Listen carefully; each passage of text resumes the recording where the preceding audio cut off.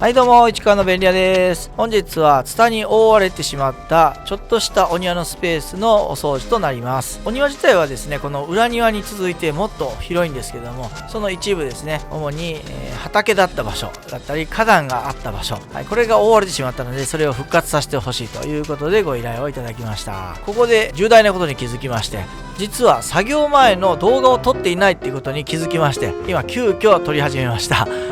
もうすでに右の方にあった笹に巻きついていたツタが全部取れた状態で今始めております。ですのでこれはもう作業前っていうよりももはや途中経過の動画となっております。すいません。ここですね。ここが先ほど笹が生えてた場所なんですけど、取っちゃいましたね。ポコッと穴が開いたみたいになってますけども、ちょうど良かったですよね。普段こんな感じでいつも作業前の動画撮ってますよっていう動画が撮れたので、いつも作業前の動画っていうのは自分のスマホで撮ってるんですよね。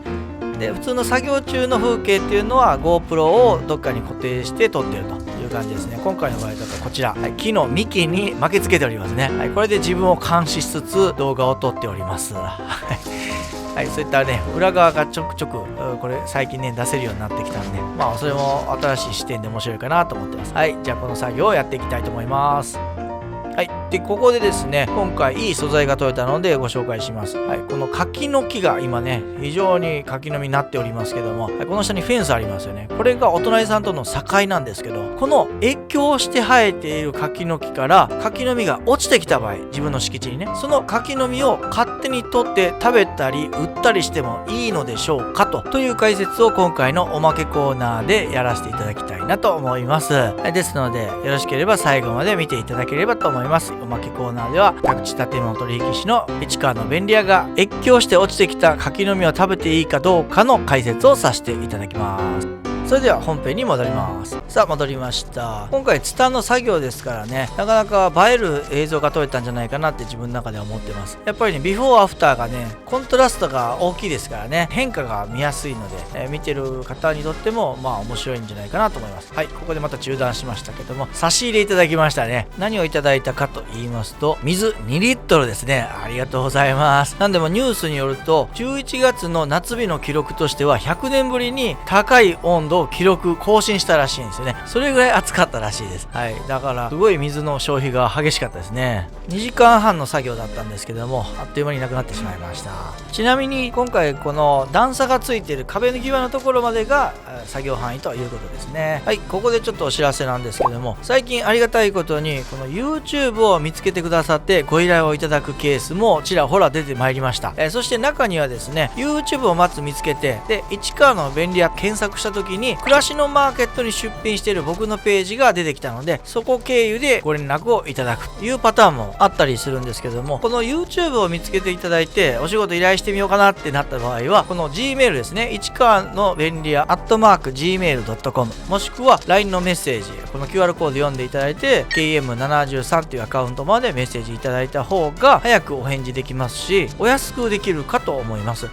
この動画の概要欄にも料金を載せてますけども、そちら見てもらったら分かる通り、消費税は請求させていただいておりませんので、まず消費税の分がお得、そして、暮らしのマーケットの手数料分がお得となりますので、割安で早く連絡のやり取りができるんじゃないかなというふうに思いました。もうすでに暮らしのマーケットからご連絡いただいている方いらっしゃるかと思うんですけども、そういった方でやっぱり直接連絡したいと思った方は、こちらに出ている連絡先から直接連絡をいただいて、どうしましょうかと、こういう状況ですけどどうしましょうかとご相談していただければご対応させていただきますよというご案内でした。やっぱり暮らしのマーケットさんは広告打ったり SEO 対策がしっかりされているので、市川の便利屋って検索したら上位に暮らしのマーケットのページが出るようにね、そういう設定がされてるんですよね。で下の方にスクロールしていくと、やっと僕の公式サイトの方に当たるとかね、もしくは僕のこの YouTube のチャンネルが見つかるとか、そういったことだと思うんですけどね。ちなみに今回は草抜きというジャンルでお問い合わせいただいております。でも実際、ツタの除去とかね、剪定っていう作業が必要になってきましたので、別々にお見積もりさせていただいたんですけどもね、例によって作業量の発表はこの動画の最後の方でやらせていただきます。サムネイルに出てるんですけどね、なぜか毎回発表するというね、その謎の行動をしておりますけども、さあそうこうしているうちにツタがどんどんなくなっていきましたね。そして現れてきたのがこれバラですね。はい、バラは残しておいてほしいということだったので、バラの木の周りに巻きついていたツタがどんどん取られていって、身が取り尽くされた魚の骨みたいな感じで現れてきましたね。実際秋ですからね、葉っぱが落ちていくわけですね。はい、秋というのは英語でオータムっていう言い方もありますけど、アメリカ英語だとフォールって言うんですね。フォールってなんでかっていうと、葉っぱが落ちるからフォール、落ちるという動詞がそのまま季節の名詞に変わったということもあるんですね。たまにこういったうんちくも入れていきますけども、じゃあ春はなんでスプリングか、バネっぽいから、いや泉だから。今ちょっと辞書調べてみたら、スプリング、跳ねるという言葉が語源のようですね。つまり新芽とか葉っぱが、新しい葉っぱがこう生き生きと出てくる、飛び出してくる、そんな生き生きとした季節ということなんでしょうね。はい、すいません。今日脱線が多めなんですけども、ツタがほぼで取り終わりまして、今下の雑草を取ってる最中ですね。はい、これが結構時間かかるんですよね。ツタは結構大きな塊ね、こう引っ張っちゃえばズルズルっと取れていくので、見てて面白い。そして短時間で取れるので、あと仕事したように見えるから、好きなんですけども、雑草って地味ですよね。ちっちゃい塊をあちこちこう生えてるのを取ったり、砂利の隙間の取ったり、タイルの隙間の取ったりとかして、結構細かい作業になって、あまり映えないので面白くないんですけども、はい、これも派手に今取れましたよね。はい、これちなみに手前にある観賞用のツタはこれ置いといて、で奥にあるツタは取ってくださいということだったんですね。ちょっと見といてもらいましょうか。そのうちボコッと大きなのがズルズル取れますよ。さあ間もなくです。はい、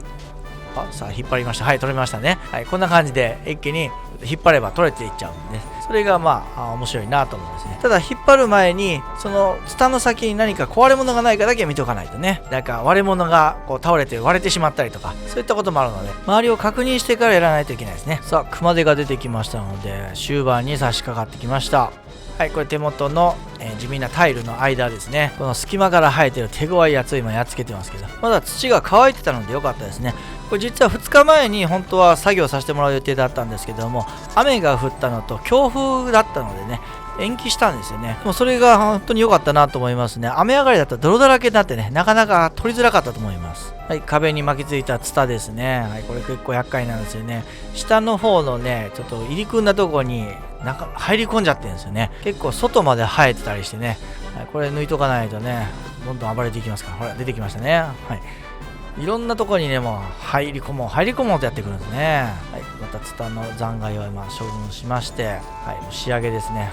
やっぱ細かいとこから生えてるのがね、やっぱね、依頼主さんも大変だったようですね。いつもはご自分でやってるそうなんですけども、結局手に負えずに、あと時間がなかったっていうので、今回初めてご依頼されたということですね。この砂利の間とかね、配管のこの蓋の周りとか、本当に草が大好きなところですね。逆に言うと取りづらいところですね。この辺りにこう生息域を伸ばしていくというのが雑草ですね。はい、そんなツタや草と格闘すること2時間半、あっという間に作業時間が終了しました。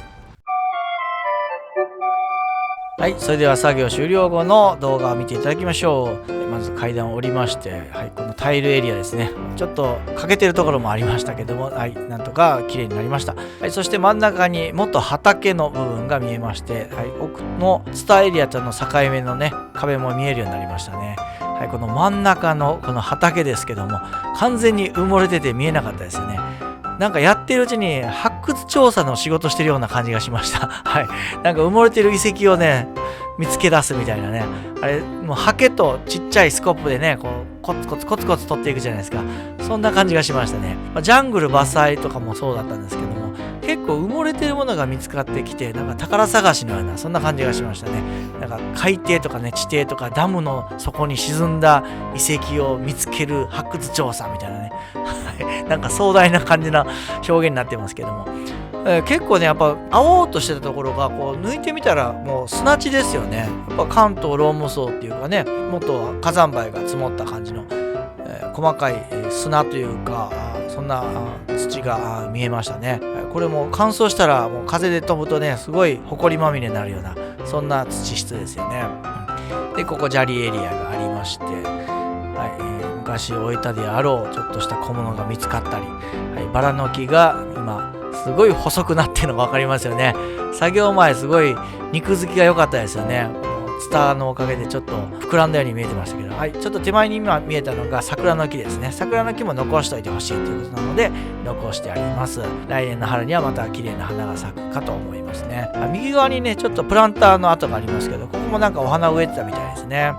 はい、左側には植木鉢をひっくり返した状態のものがあって、そこで境目を作ってたんですよね。はい、こんな感じで作業2時間半させていただきまして、いただいた作業料が22,000円でした。どうもありがとうございました。それではこのままおまけコーナーに行きたいと思います。はい、今回のおまけコーナーは、越境して落ちてきた柿の実を勝手に食べたり売ったりしてもいいのかという問題でしたね。はい、実際日本の法律でそういったことが許されるのかどうかと言いますと、答えは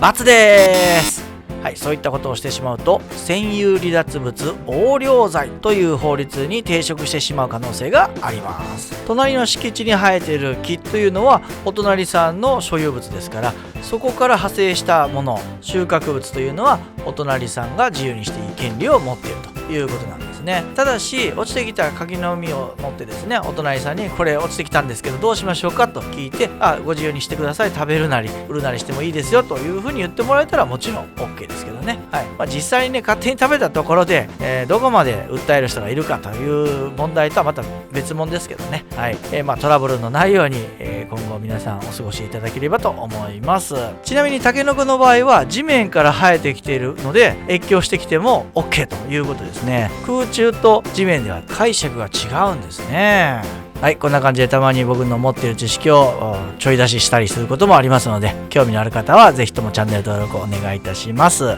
また冒頭でもお伝えしていました通り、もしお仕事のご依頼とかねご検討してくださる方いらっしゃいましたら、こちらの市川の便利@gmail.com もしくは LINE メッセージの方でご連絡いただければと思います。それでは最後までご視聴どうもありがとうございました。それではまた。